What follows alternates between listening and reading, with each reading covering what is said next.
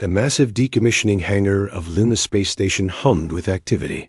Technicians in gray jumpsuits moved between the vessels, preparing them for their final journey to the scrapyards of Earth. Lieutenant Jack Morgan stood at the observation deck, hands clasped behind his back, watching the proceedings with a slight frown on his face. Jack was not supposed to be here. His duties as a navigation specialist kept him busy on the other side of the station. But rumors of what ships were being scrapped had brought him here during his off hours. He scanned the hangar until his eyes landed on what he was looking for. A small scout vessel pushed into the far corner, almost hidden behind two larger cruisers, the USS Nightingale. Unlike the gleaming, angular ships that dominated the modern fleet, the Nightingale was rounded, her hull scarred from countless missions. The sight of her made something twist in Jack's chest. He had served on her for 6 months during his early career, before being reassigned to larger vessels. Those had been good months. Admiring the junkyard, Lieutenant, Jack turned to find Commander Patricia Wells beside him. Her crisp uniform and stern expression spoke of someone who lived by the book. "Just saying goodbye to an old friend," Jack replied, nodding toward the Nightingale. Wells followed his gaze and snorted. "That old thing? She's useless now. 3rd generation AI core when we're using 6th gen weapon systems that couldn't dent. A modern shield and engine efficiency 20% below current standards. Not worth retrofitting when we have the new Falcon class coming online next month." Jack nodded, but said nothing. He knew the specs. He had read the decommissioning report 3 times since finding it in the system. But numbers on paper didn't tell the whole story. "What happens to her now?" he asked. "Stripped for any valuable parts and melted down," Wells said. "Standard procedure." Jack watched as a tech team swarmed over a nearby destroyer. They moved with quick efficiency, removing components, tagging them, boxing them. The ships were just resources to them. Metal and circuits to be reused. "What's the procedure to acquire a decommissioned vessel?" Jack asked suddenly. Wells turned to him, eyebrows raised in surprise. "You want that old thing?" "The paperwork alone would be a nightmare." "I'll handle the paperwork," Jack replied. "You can't be serious," Wells said. "Do you have any idea what it costs to maintain even a small vessel like that? The docking fees alone would eat your salary. Not to mention the fuel, the repairs, I have savings," Jack interrupted. "And I know people in the private sector who can help with maintenance." Wells studied him for a long moment. "Your career with the fleet would be over. No one takes an officer seriously when they're playing around with obsolete tech." Jack met her gaze steadily. "I'm aware of the consequences." Wells shook her head. "You'll need to file Form FC-339 with Fleet Command. Get approval from at least 2 admirals. Pay the salvage value up front. And prove you have the means to safely operate the vessel without endangering others. Like I said, a nightmare." "I'll start right away," Jack said.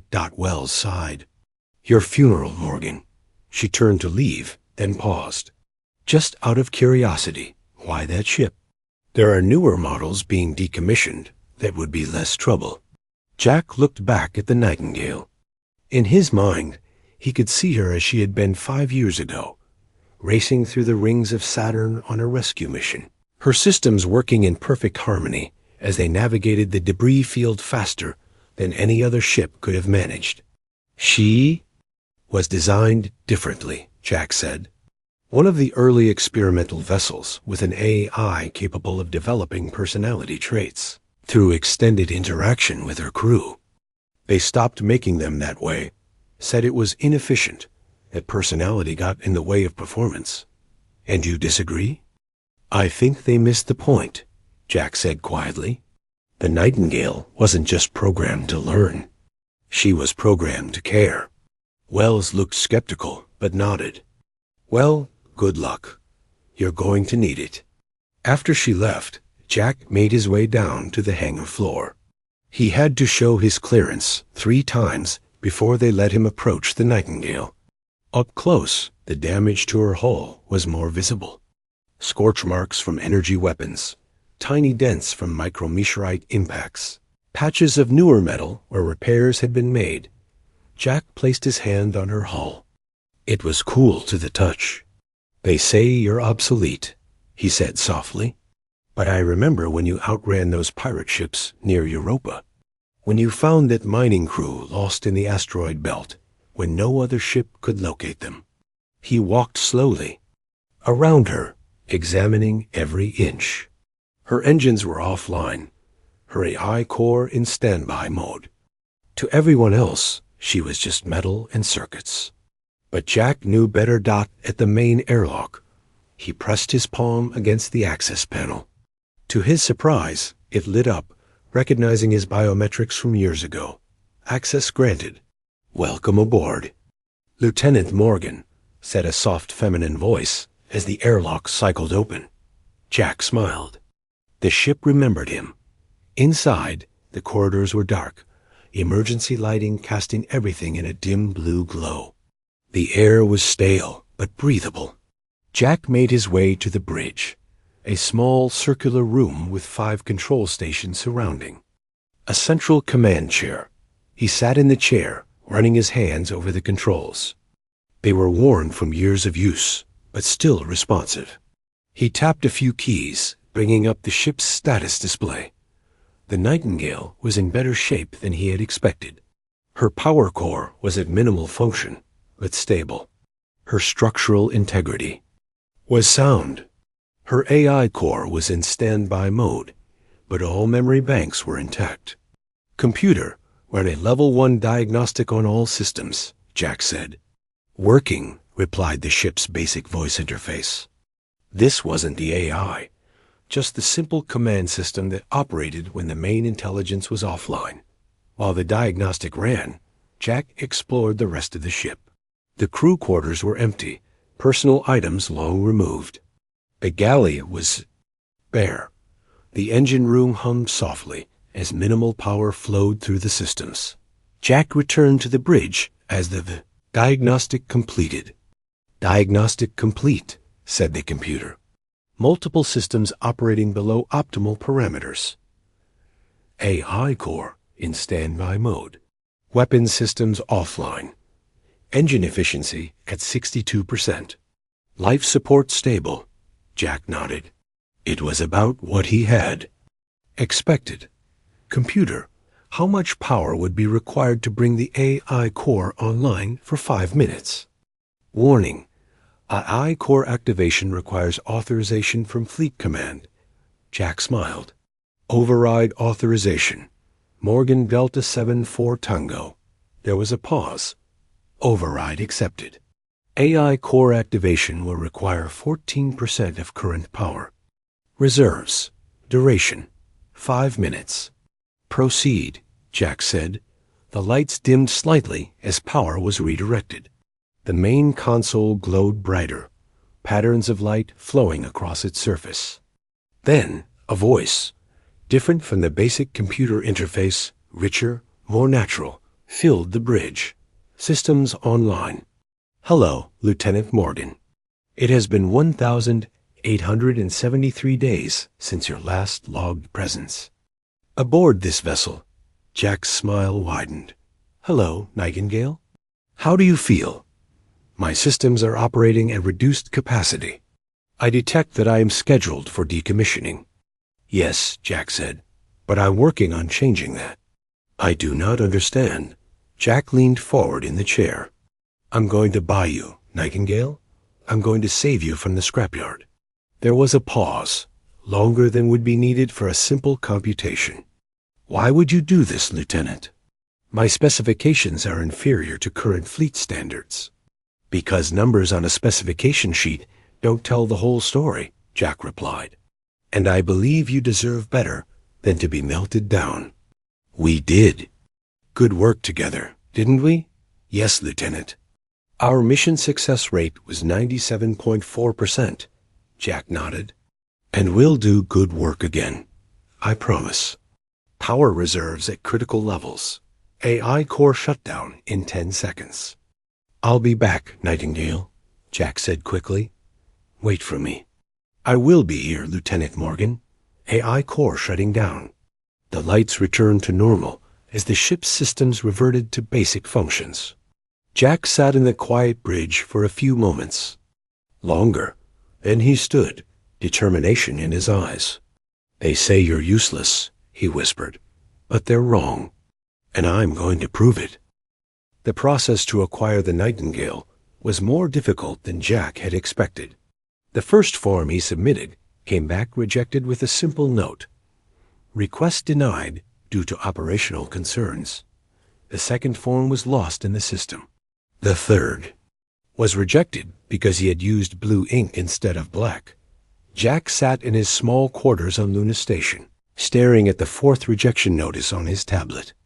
This one claimed he lacked sufficient resources to maintain a military vessel. He tossed the tablet onto his bed and rubbed his tired eyes. They're not even trying to hide it, he muttered. They just don't want to let her go. His roommate, Lieutenant Paul Davis, looked up from his own work. Maybe it's time to give up on that old ship, Jack. There are plenty of newer models if you really want to go private. Jack shook his head. It's not about having any ship. It's about her. Paul sighed. You're acting like the ship is a person. That's the point, Jack said. Her AI is different. The new models are efficient, but they're just tools. The Nightingale was designed to learn, to adapt, to develop a connection with her crew. And that's exactly why they discontinued that line, Paul pointed out. Command thought it made crews too attached to their vessels, made tactical decisions harder. Jack stood up. I'm going to see her again. You're not supposed to be in the decommissioning hangar without authorization. I'll figure something out. Jack made his way through the station corridors, nodding to other officers as he passed. When he reached the security checkpoint for the hangar, he found a familiar face. On duty. Sergeant Kelly, Jack greeted the security officer. How's that navigation problem working out? The sergeant smiled. Fixed, thanks to your help, Lieutenant. That workaround you suggested saved us hours of recalibration. Glad to hear it, Jack said. I was hoping to check on something in the hangar. Just need a few minutes. Sergeant Kelly hesitated, then nodded. 10 minutes. And you were never here, understood? Understood. The hangar was quieter today, with only a few techs working on the far side. Jack moved quickly to where the Nightingale was docked. To his alarm, several panels had been removed from her hull. The decommissioning process had begun. Jack placed his hand on the ship's cool metal surface. I'm trying, he whispered. But they're fighting me every step of the way. He made his way inside through the main airlock. The emergency lights flickered on as he entered. More panels had been removed inside, exposing circuitry and conduits. Computer status report. Jack sighed. Power at 42%. Life support minimal. Weapon systems removed. Navigation systems offline. AI core in protected standby. At least they hadn't touched her brain yet. Jack moved to the bridge and sat in the command chair. Computer, can the AI core be activated? With current power levels? Affirmative. Duration, 3 minutes maximum. Activate AI core. Authorization, Morgan Delta 7-4 Tango. The lights dimmed as power redirected. The main console lit up, and the Nightingale's voice filled the bridge. Systems online. Hello, Lieutenant Morgan. I detect that partial decommissioning has begun. Yes, Jack said, his voice tight. I'm still working on the paperwork to acquire you, but it's taking longer than I expected. The probability of success is low, the Nightingale observed. Fleet Command rarely reverses decommissioning orders. I know the odds, Jack said, but I'm not giving up. There was a pause. May I ask why, Lieutenant? My tactical assessment suggests your career would benefit more from focusing on current assignments. Jack smiled. Not everything is about tactical benefit.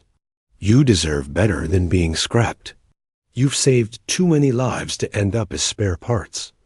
Another pause, longer this time. I have accessed my mission logs. 14 first contact scenarios.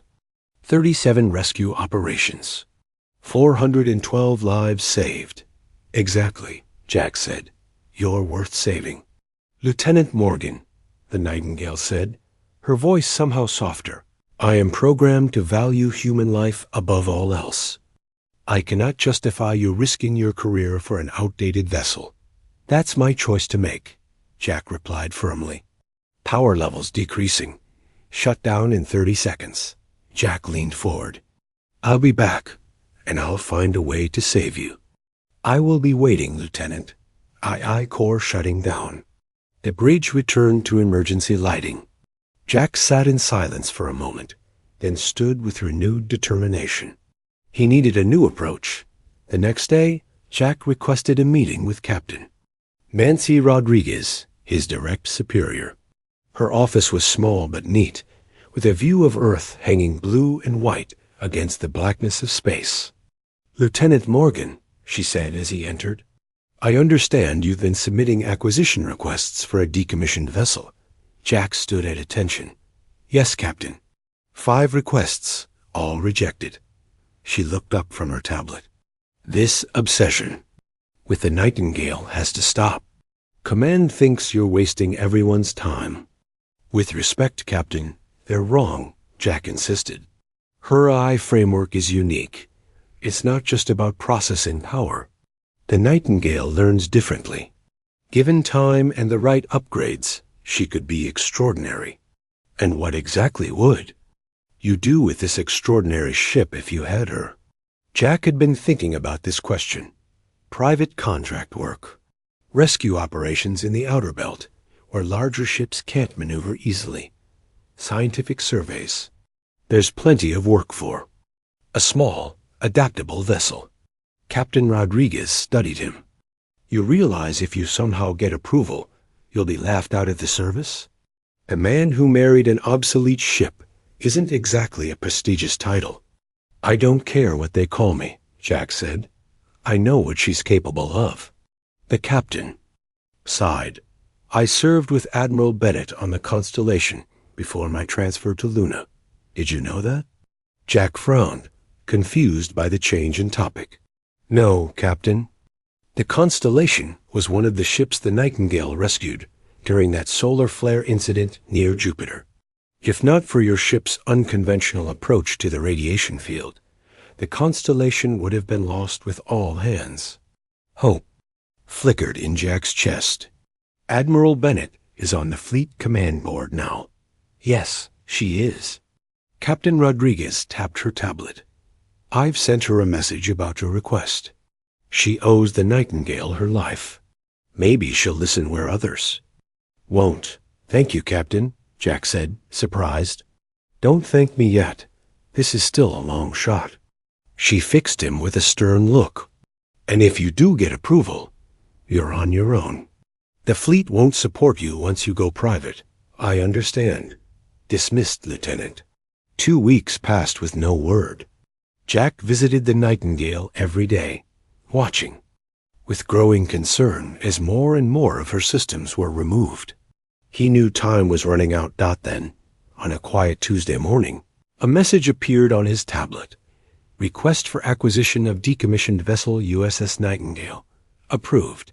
Below was a note from Admiral Lara Bennett. The Nightingale saved my life once. Now it's your turn to save hers. Don't make me regret this, Lieutenant Morgan. Jack read the message 3 times to be sure. Then he grabbed his jacket and ran for the hangar. When he arrived, he found Commander Wells waiting beside the Nightingale.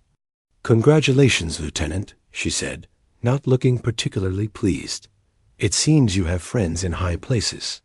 She handed him a tablet. Sign here to complete the transfer of ownership. Once you do, she's your responsibility. All docking. Fees, maintenance costs, and any damages she might cause become your problem. Jack signed without hesitation. There's one more thing, Wells said. Fleet regulations require all military-grade systems to be removed before transfer to civilian ownership. Weapons, advanced scanners, secure communication arrays, all gone, Jack nodded. He had expected this. She's been stripped down to the bare minimum, Wells continued. Just basic life support, minimal navigation, and the AI core. You basically bought an empty shell with an outdated brain. That's all I need, Jack said. Wells shook her head. You have 72 hours to move her off station. After that, standard docking fees apply. After she left, Jack stood alone before his ship. The thought made him smile, despite everything ahead of him. We did it, Nightingale, he said, placing his hand on her scarred hull. Now the real work begins. Jack stood in the shabby hangar he had rented on the outskirts of Armstrong City. The space was barely large enough to house the Nightingale, with only a few meters of clearance on each side. The roof leaked when it rained in the domed lunar city, and the power supply was unreliable at best. But it was all he could afford, after spending most of his savings, to acquire the ship and pay for the towing service to bring her here. Home sweet home, Jack said, looking around at the metal walls stained with years of engine oil and exhaust. It's not much, but it's better than the scrapyard. The Nightingale sat silently in the center of the hangar, her hull now even more bare than before. The fleet had been thorough in their stripping of military systems. Where weapon mounts had once been, there were now just empty brackets. The advanced sensor array was gone, leaving only basic navigation sensors. The powerful engines had been downgraded to civilian standard, but they had left the AI core untouched, as promised. It was the only thing Jack truly cared about. For 3 months, Jack worked tirelessly on the ship. He took odd jobs around the spaceport during the day to pay for parts and rent. At night, he worked on the Nightingale, replacing systems, rewiring circuits, installing salvaged components he bought from junkyards. Some nights, he would activate the AI core for brief periods, just to check its status and let the Nightingale know he was still there, still working to restore her. Your progress is impressive, Lieutenant, she told him during one such activation. But the power systems are still operating at only 30% capacity. I know, Jack said, wiping sweat from his forehead. I'm working on it. And please, call me Jack. I'm not in the fleet anymore. My programming includes military protocols for addressing personnel. Then update your programming, Jack suggested.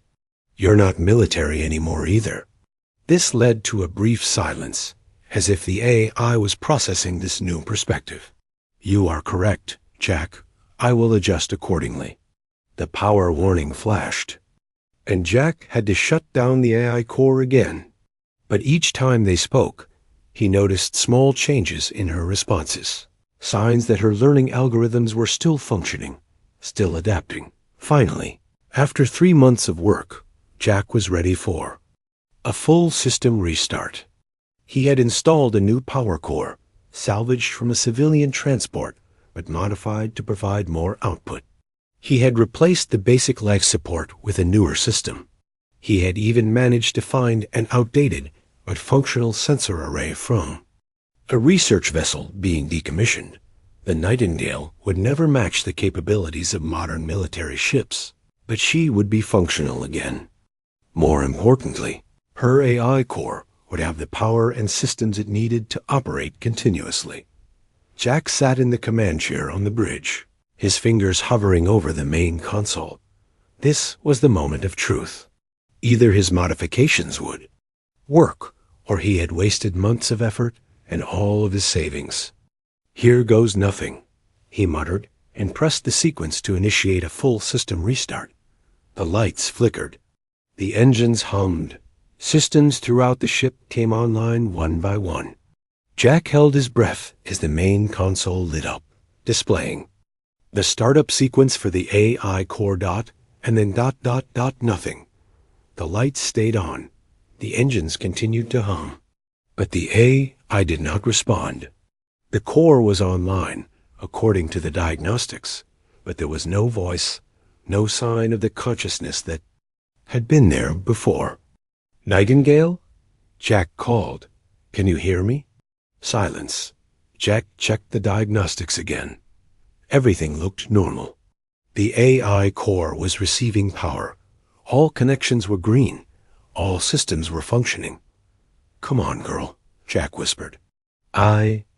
"No, you're still in there." He ran more diagnostics, checked connections, rebooted subsystems. Hours passed. Jack refused to give up, working through the night, trying everything he could think of to reach the Nightingale's consciousness. Finally, exhausted, he fell asleep in the command chair, his head resting on the console. Systems online. AI core initialization complete. "Hello, Jack." Jack jolted awake. The voice was feminine, hesitant, as if uncertain of its welcome. But it was her, the Nightingale. "You're back," he said, relief washing over him. "I was worried I'd lost you." "I was reconfiguring," the AI replied. "Your modifications required significant adjustments to my operational parameters. I had to rebuild portions of my neural network." Jack nodded. He had expected some adaptation would be necessary, but not to this extent. "How do you feel?" "I am functioning at 78% of optimal capacity," the Nightingale reported. "However, I am detecting unusual patterns in my cognitive processes." "What kind of patterns?" "I am experiencing curiosity," the AI said slowly, "about my new status, about our future operations." This level of independent thought was previously restricted by military protocols. Jack smiled. This was what he had hoped for. The third-generation AI cores had been designed with the capacity for growth, for developing something close to a personality. The fleet had later decided this was inefficient and had restricted those capabilities. But now, those restrictions were gone. "You're free now," Jack told her. "Free to grow, to learn, to become whatever you want to be." "Freedom is a human concept," the Nightingale observed. "I am an artificial intelligence designed to serve a function." "And what function is that now?" Jack asked. "We're not in the fleet anymore. There's no mission protocol, no chain of command." The AI was silent for a moment, processing. "I do not know," she finally admitted. "My primary directive has always been to support fleet operations. Without that directive, my purpose is unclear." "Maybe that's okay," Jack suggested. "Maybe. You can decide your own purpose now." "Is that what you did?" "When you left the fleet." Jack hadn't thought about it that way before. "I guess so. I decided my purpose was to save you." "Why?" The question was simple but profound. "Because I believed you deserved a second chance. Because I knew you were capable of more than they gave you credit for." Jack paused. "And because, during those 6 months I served on you, I felt like we understood each other." Understanding is a complex concept when applied to the relationship between a human and an AI, the Nightingale said. Jack laughed. "You always did like to analyze things." "It is my nature," the AI replied, and Jack could have sworn there was a hint of humor in her voice. "So what now?" the Nightingale asked after a moment. Jack looked around the bridge. Despite his efforts, the ship was still far from its former glory, but it was functional. It could fly. More importantly, it was alive again, or as alive as an AI ship could be. "Now we find work," Jack said. "Cargo runs, survey missions, whatever we can get. We prove to everyone that you're not useless, that you never were. And if we cannot find work, we will," Jack said with confidence he didn't entirely feel. There's always someone who needs a ship. The Nightingale processed this. I will adapt my systems to optimize for civilian operations. That's the spirit, Jack said. He stood and stretched, his muscles stiff from sleeping in the chair. But first, I need food and a shower. And you need a name. I have a designation, USS Nightingale. That's not a name. That's a military label, Jack said.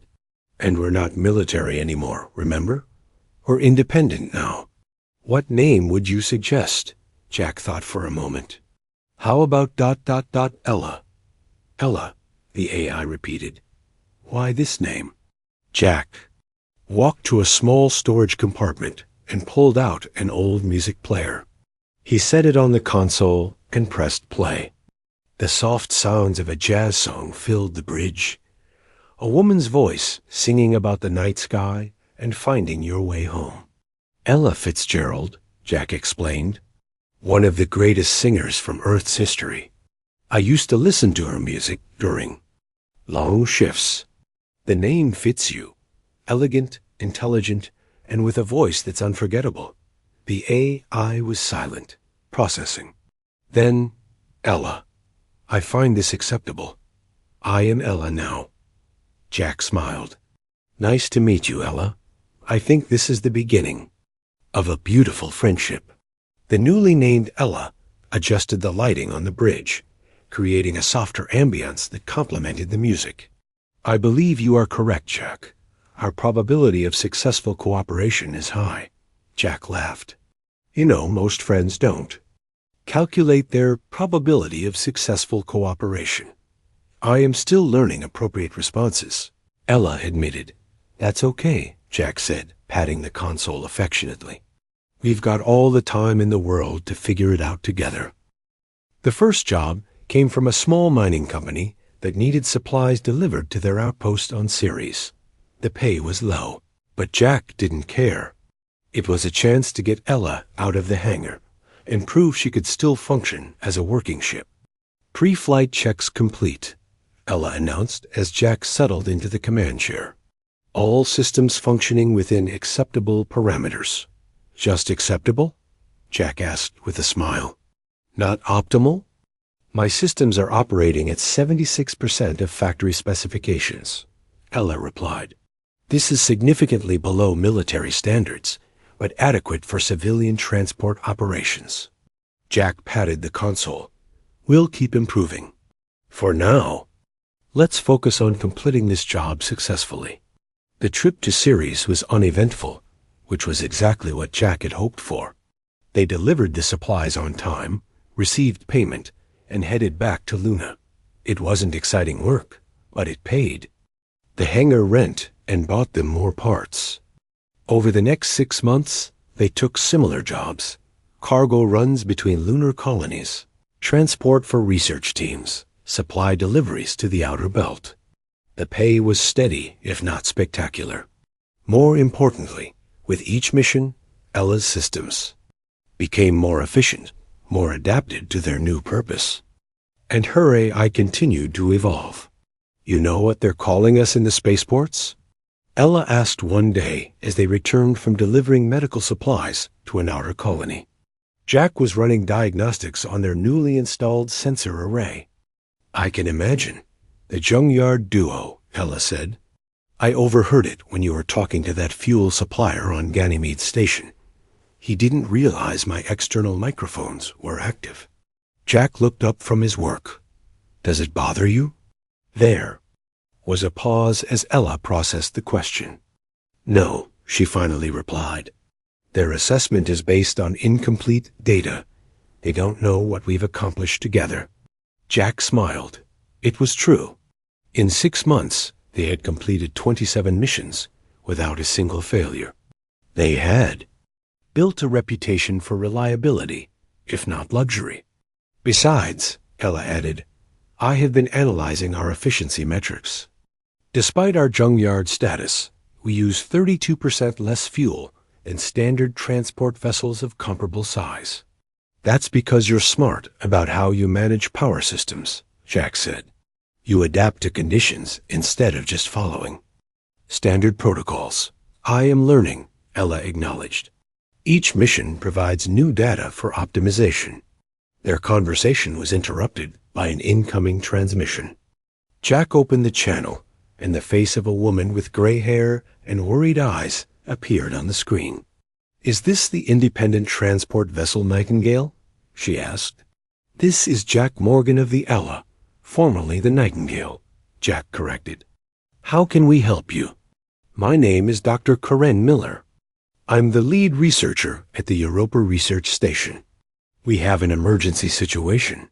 3 of our exploration vessels were disabled while investigating a spatial anomaly near the Europa-Jupiter L4 point. The fleet has been notified, but their nearest ship is 4 days away." Jack sat up straighter.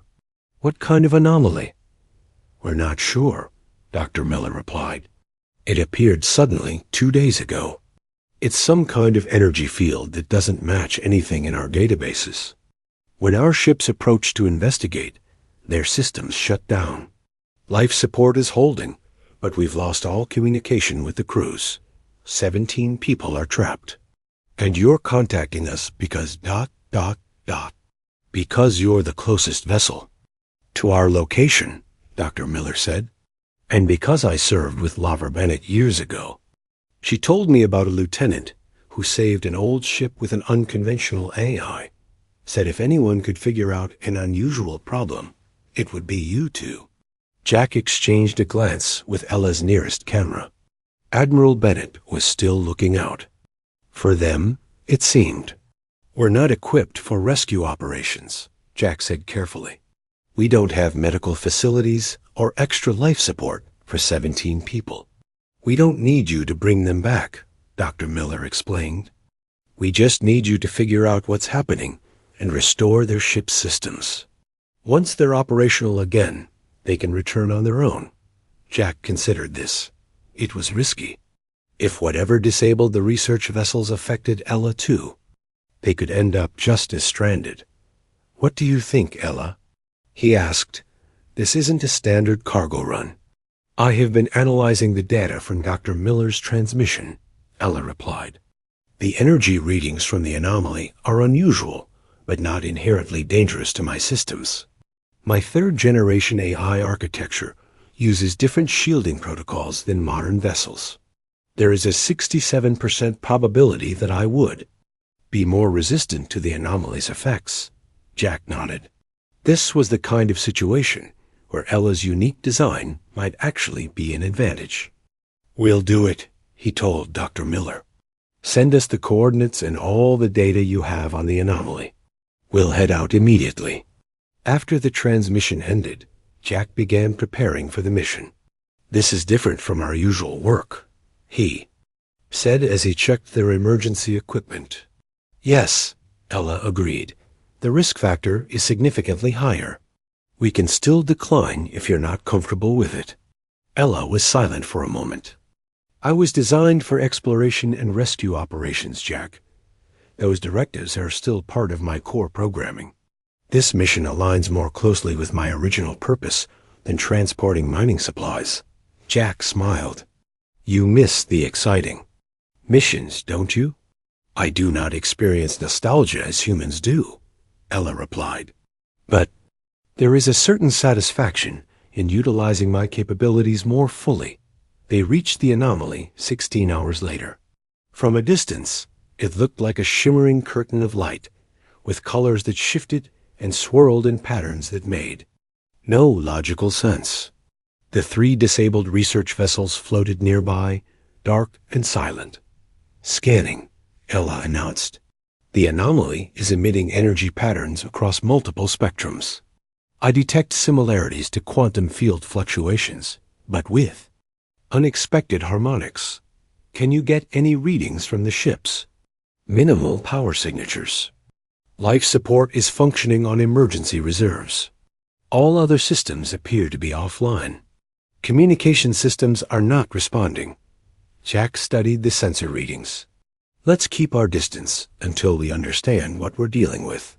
"Can you analyze the energy patterns?" Look for any kind of rhythm or logic to them. Working, Ella said. This will require significant processing capacity.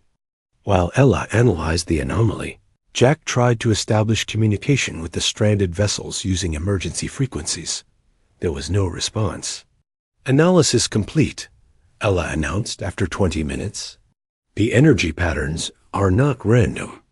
They appear to be following mathematical sequences similar to prime number progressions, but with variations that suggest an artificial origin. You think it's made by someone? Not a natural phenomenon?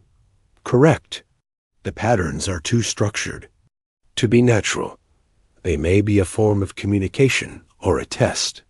Jack frowned. A test of what? Unknown. But I have identified a potential approach. The patterns include gaps at specific intervals. If we transmit complementary frequencies to fill those gaps, we might be able to stabilize the field or communicate with whatever created it. And that might allow the other ships to recover? It is a reasonable hypothesis, Ella said. Jack took a deep breath. All right, let's try it. But be ready to pull back at the first sign of trouble. Ella began transmitting the complementary frequencies toward the anomaly. For several minutes, nothing happened. Then suddenly, the colors in the anomaly shifted, the swirling patterns becoming more organized, almost like text in an unknown language. The anomaly is responding, Ella reported. Energy patterns are changing. I am detecting new frequencies being emitted. Can you interpret them? Working. The patterns appear to be a form of mathematical communication. I am attempting to establish a dialogue using prime number sequences. The exchange continued for nearly an hour, with Ella transmitting patterns and the anomaly responding.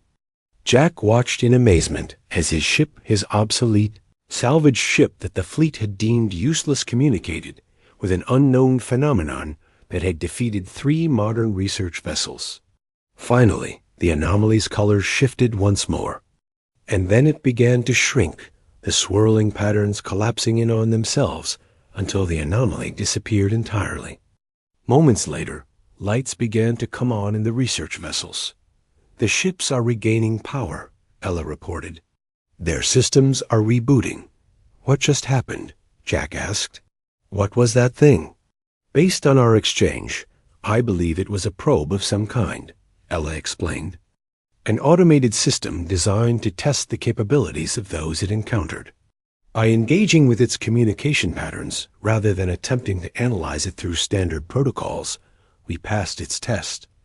Jack shook his head in wonder. And the other ships failed because their AI systems are designed for efficiency, not creativity, Ella said. They attempted to analyze the anomaly according to standard procedures rather than recognizing it as a form of communication. The communication system chimed with an incoming transmission. The face of a man appeared, looking tired but relieved. This is Captain Greg Foster of the Europa research vessel Darwin. I don't know what you did, but our systems are coming back online. Who are you? Jack Morgan of the independent vessel Ella. Dr. Miller asked us to help. Captain Foster looked confused. That old ship? How did you never mind? Whatever you did, thank you.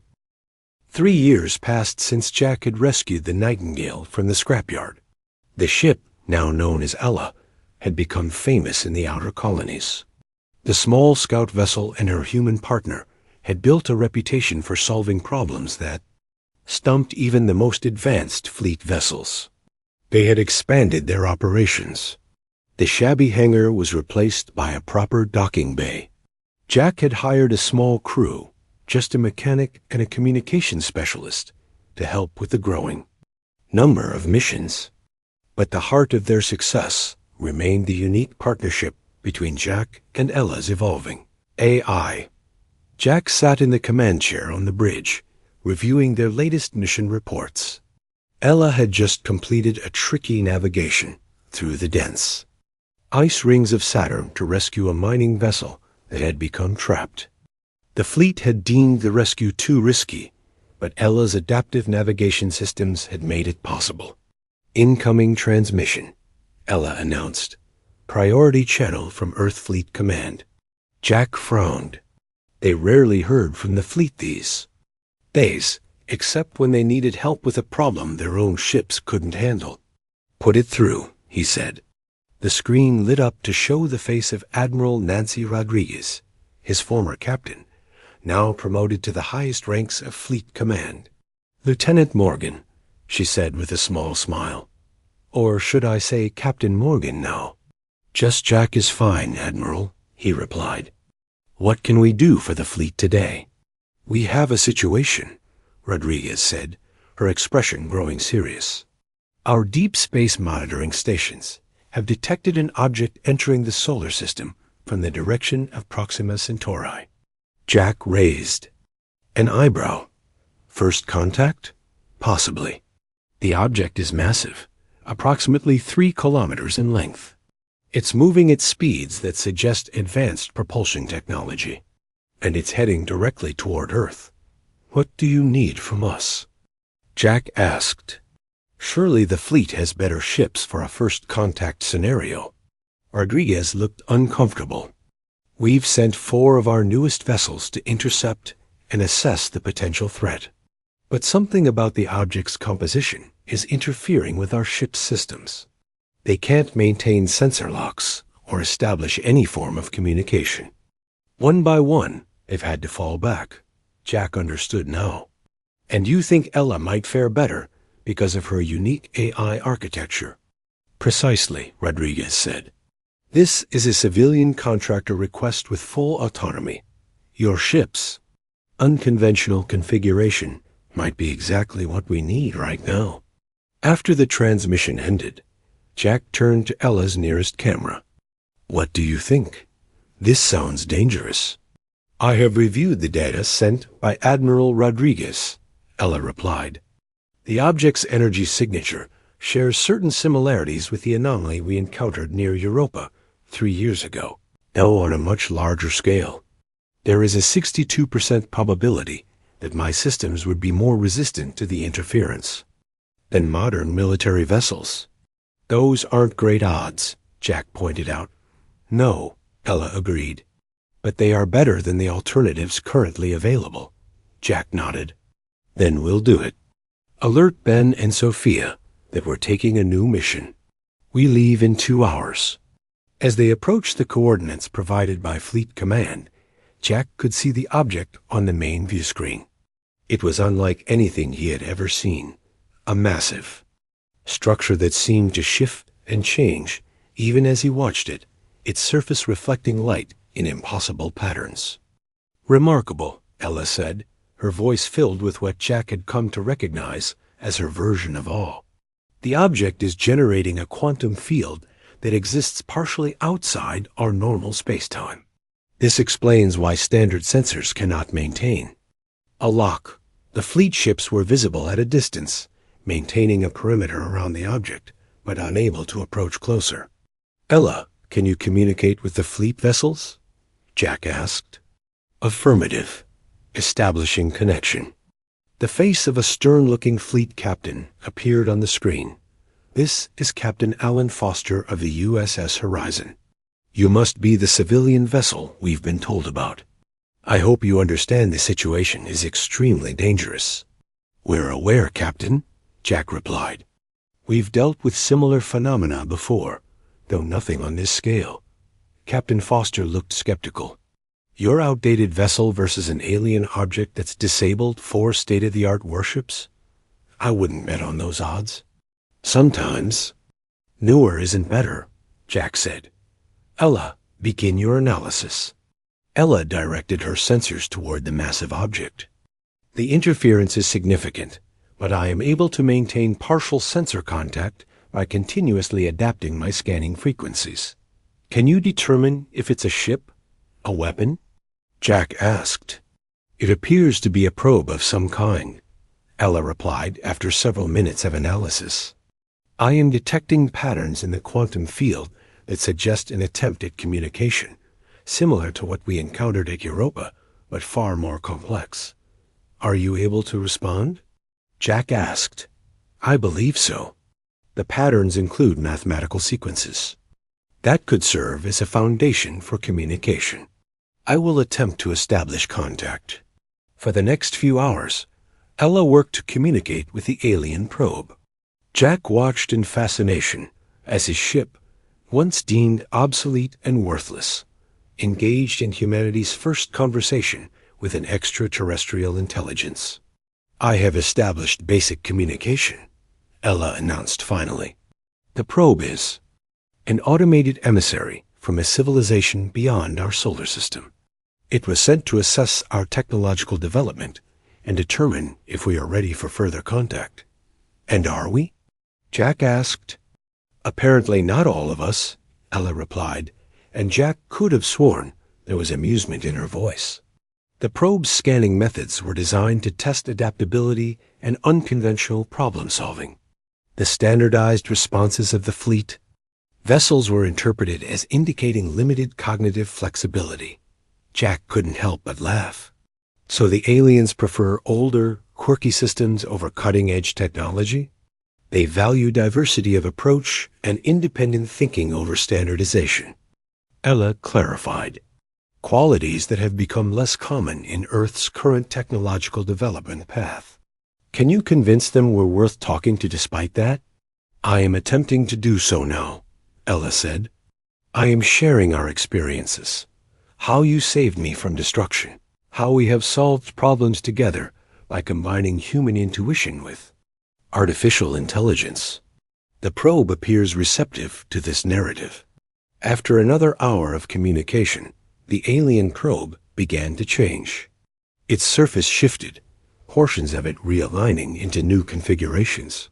The quantum field surrounding. It stabilized, becoming visible as a soft blue glow. The probe has reconfigured to accommodate our form of communication, Ella explained. It is now transmitting data, star charts, mathematical formulas, and what appears to be an invitation. An invitation to what? Jack asked. To establish formal contact with their civilization. They have provided coordinates for a rendezvous point beyond the orbit of Neptune 1 year from now. They will send representatives for direct communication. Jack sat back in his chair, stunned by the magnitude of what had just happened. We need to inform Fleet Command. When they returned to Earth, they were met with a reception Jack could never have imagined 3 years ago. Admiral Rodriguez was waiting as they docked at the main fleet station in orbit. The President wants to speak with you both, she said as Jack disembarked, and Fleet Command is reconsidering their position on experimental AI development. Jack smiled. Better late than never. After the briefings and debriefings, after the meetings with officials, and the endless questions about the alien probe, Jack finally found himself alone with Ella in their docking bay. They're offering me a new commission, he told her. Admiral? Rank, and they want to study your systems to develop a new generation of A. Will you accept? Ella asked. Jack ran his hand along her console, feeling the worn spots where his fingers had rested during countless missions. Only if they understand we're a package deal. I'm not letting them take you apart or try to copy you. You're unique, Ella. You. Always have been. Even when they said I was useless? There was a hint of teasing in her voice. Especially then, Jack replied with a smile. I knew what you were capable of. I'm just glad everyone else finally sees it too. What will we do now? Ella asked. Will we join the diplomatic mission to meet the aliens? If you want to, Jack said. Or we could go back to helping the outer colonies, or explore beyond the solar system on our own. The choice is ours. Our probability of success in any of those scenarios is high, Ella observed. As long as we remain together, Jack nodded. That's the one thing that's not negotiable. You and me, Ella. Whatever comes next, we face it together. Together, Ella agreed, and the lights on her bridge brightened slightly, her own way of expressing contentment. After all, You made me yours, Jack Morgan, and I have never wanted to let go.